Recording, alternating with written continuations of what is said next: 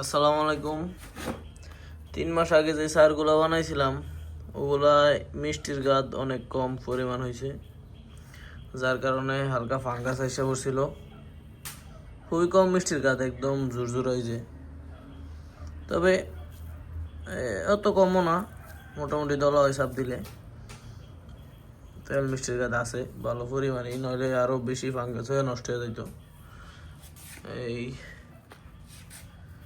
যাই হোক, এখন মিষ্টির গাদ আনছি 15 কেজি মিষ্টির গাদ, জাল দিতেছি।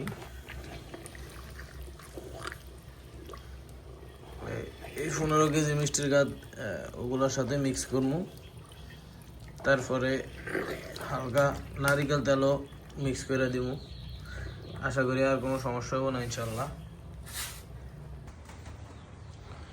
মিষ্টির গাদ আর 1 কেজি পরিমাণ নারিকেল তেল জাল দিয়া অ্যাড করে দিছি। এই যে মোটামুটি ভালো পরিমাণ তেল বাসতেছে সারের উপরে।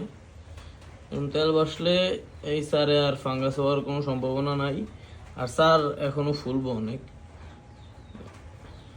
আশা করি মোটামুটি ভালো একটা রেজাল্ট হবে এই সারে।